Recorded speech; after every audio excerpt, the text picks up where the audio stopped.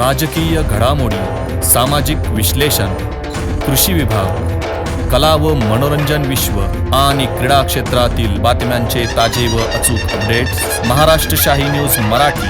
बातमी मागची बातमी, शोध सत्याचा. संगमनेर तालुक्यातील वडगावपाणी येथील अल्पवयीन मुलीवरील ॲसिड फेक प्रकरणाला 5 दिवसाचा कालावधी उलटूनही पोलिसांचे हात अद्यापही रिकामे असल्याचे समोर आले. विशेष म्हणजे विधानसभेचे कामकाज सुरू असतानाच सदरचा प्रकार घडल्याने त्याचे थेट पडसाद राज्याचे दोन्ही सर्वोच्च सभागृहात उमटले. त्यावर गृहराज्यमंत्र्यांनी कठोर कारवाईचे आश्वासनही दिले. मात्र त्यालाही आता 100हून अधिक तासाचा काळ लोटला गेला आहे. स्थानिक गुन्हे शाखेसह 2 अधिकारी आणि तब्बल 40 कर्मचाऱ्यांनी तपासाची चक्र फिरवली, परंतु हाती काहीच लागले नसल्याचे समोर आले.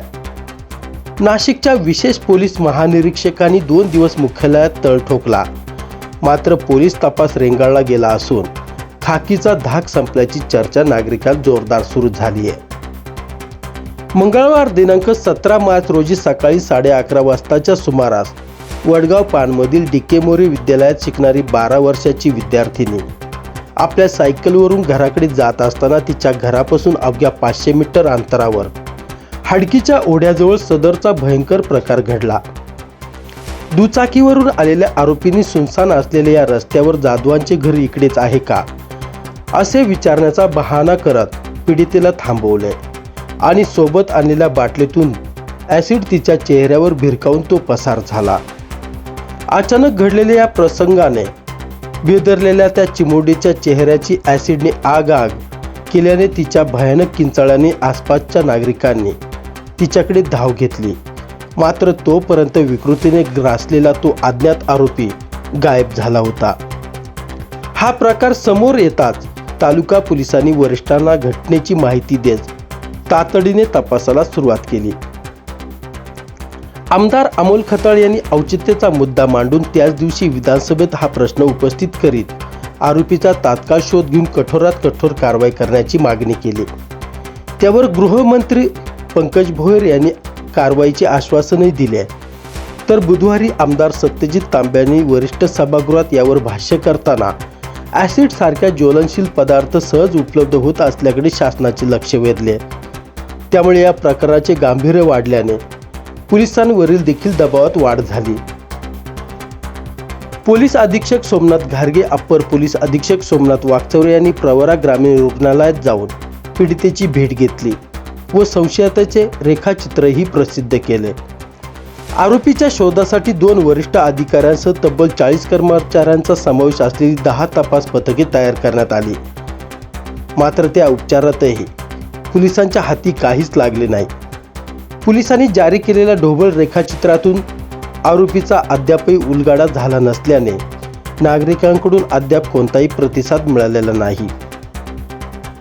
घटनेच्या दुसऱ्या दिवशी म्हणजेच बुधवार दिनांक 18 मार्च रोजी आरोपीच्या अटकेसाठी वडगावपान फाट्यावर सर्वपक्षीय रास्ता रोको आंदोलन संपन्न झाले. मात्र या सर्व घडामोडी घडूनही आत्ता 100 तासाहून अधिकचा तास लोटला गेला आहे. या काळात आरोपी तर दूरच, पण पोलिसांना साधे गुन्ह्यामागील कारण देखील शोधता आलेले नाही. त्यामुळे जिल्हा पोलिसांची तपास क्षमता संपली आहे की काय अशी शंका सर्वसामान्य नागरिकांच्या मनात निर्माण झाली आहे. या प्रकरणाचा तपास करणाऱ्या पथकांना अद्यापही तांत्रिक विश्लेषण, CCTV फुटेज आणि खबरांचे नेटवर्क कार्यान्वित करूनही तपासाची दिशा सापडत नसल्याचे चित्र सध्या संगमनेर तालुक्यात पाहायला मिळत आहे. त्यामुळे सर्वसामान्यांच्या मनात पोलिसांच्या कार्यपद्धतीविषयी शंका निर्माण झाली आहे. संगमनेर तालुक्यातील वडगावपान येथील अवघ्या 12 वर्षीय चिमुरडीवर झालेला ॲसिड हल्ला संपूर्ण समाजाच्या सुरक्षिततेवर झालेला आघात आहे. या घटनेचे तीव्र पडसाद थेट राज्याच्या सर्वोच्च सभागृहांमध्ये उमटल्यानंतरही पोलिसांकडून या प्रकरणातील आरोपीच्या मुसक्या आवळल्या जाणं अपेक्षित होतं. मात्र विशेष पोलीस महानिरीक्षकांपासून अप्पर पोलीस अधीक्षकांपर्यंतचा वरिष्ठ अधिकाऱ्यांनी घटनास्थळ, पीडित आणि तपास पथकांची वारंवार चर्चा करूनही 2 अधिकारी आणि 40 कर्मचाऱ्यांसह स्थानिक गुन्हे शाखेला या घटनेमागील कारणाचाही शोध घेता आलेला नाही. त्यावरून जिल्हा पोलिसांच्या गुन्हेगारीवरील दरारा संपला की तपासाची चाकेच गंजली, अशी शंका आता सर्वसामान्य नागरिकांच्या मनात निर्माण झाली आहे. ब्युरो रिपोर्ट, महाराष्ट्र शाही न्यूज मराठी, संगमनेर.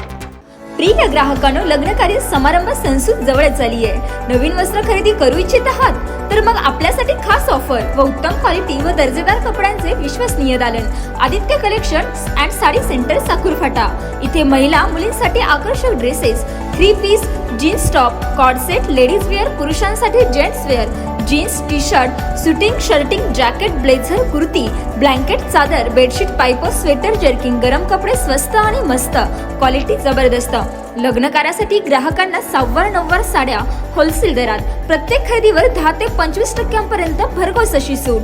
तर मग आजच भेट द्या आदित्य कलेक्शन साकूर फाटा. आमचा पत्ता पुणे नाशिक राष्ट्रीय महामार्गावरील उड्डाण पुलासमोर, साकूर फाटा, गुंजारवाडी पठार, तालुका संगमनेर. प्रोप्रायटर कैलास शेठ गांजे पाटील.